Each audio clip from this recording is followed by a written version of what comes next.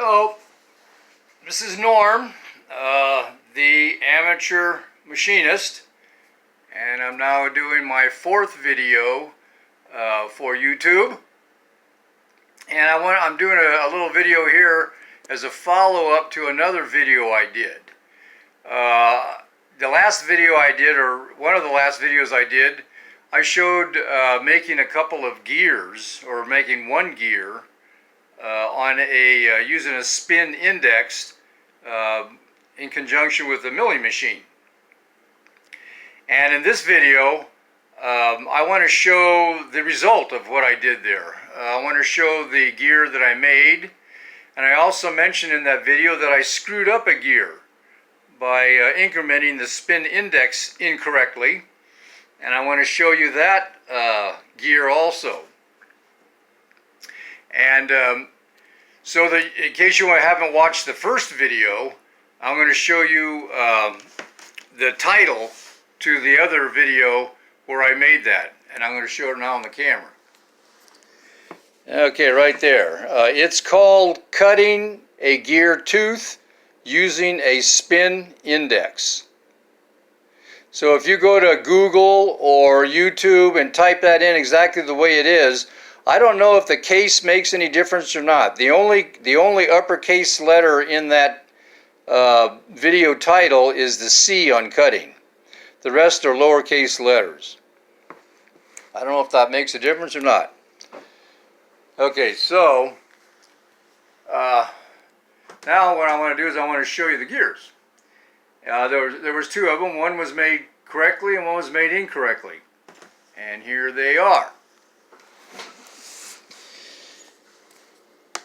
Okay. Here's the one that was made correctly. If you look at the end of it, you can see that all the teeth look the same, the valleys all look the same, and everything came out perfect. And on this one, this is when I screwed up. Notice right here, there's a big screw up there. That's where I incorrectly incremented the spin index, and it cut the teeth incorrectly when I did that. There was also a screw up right here that I must have made a wrong. But I was just in the process of learning and experimenting, and so naturally you make mistakes and screw up when you do that. Okay, now a little bit about how I cut these gears and the stock that I cut them from. These two gears used to be pop cans. I melt my own metal, my own aluminum, as well as brass, and then I pour them into molds that make short cylinders like this. I use plumbing pipe to do it. Someday I'm going to do a video on that shows how I make these molds.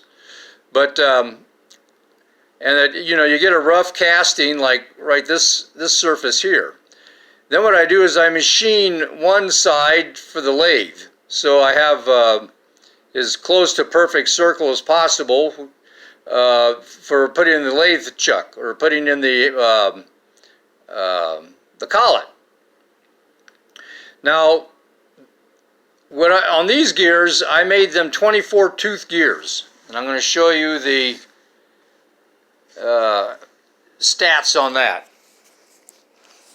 It was a number 5 cutter with a 36 diametrical pitch, a 14 1/2 degree pressure angle, and I elected to make it 24 teeth, and I had to do 24 teeth out of the available teeth numbers available, because that's the only one that was that would divide into 360 evenly. A spin index cannot increment by partial degrees, like a half of a degree or so, and be held in a hole. And the result, after you do the math, and I'll do another video on how to do all that math, after you did the math, or I did the math, it came out that I needed a 722 thousandths inch diameter rod to make the gears come out proper. And so the diameter of this circle here, or this was 722 thousandths. And it was the same here also. And the reason for the mistake wasn't because of an incorrect diameter. It was because of incrementing the spin index incorrectly. Okay, now, what I like about this setup, I machine just enough. First of all, I do a long gear. That way, if I want 2 gears, I can cut it here with a bandsaw when I'm done, and then cut another one with a bandsaw. So you're actually cutting 2 gears at one time. Or can be. Or you might need one long gear like this. And, whoop. Same thing on this one. I always do it that way. I usually do it where I make, even if I only need 1 gear, I make 2. Just in case I screw one up, I've got another one that has been cut. And then what I do is I machine this one end. I machine these 2 ends a little differently. It doesn't matter what you machine it to on this end, because that's what goes in your collet. But then machine it so that it just fits nice and snug in your collet, whatever size collet you elect to use in the spin index. And I'm going to be doing another video on that, how to put a collet into the spin index. And then this rod here was what it had to be machined at 722 thousandths of an inch, right here. And I did that on both of them. And notice on the gear that came out perfect, it came out just perfect. Every one is just perfectly spaced. I'm proud of this gear.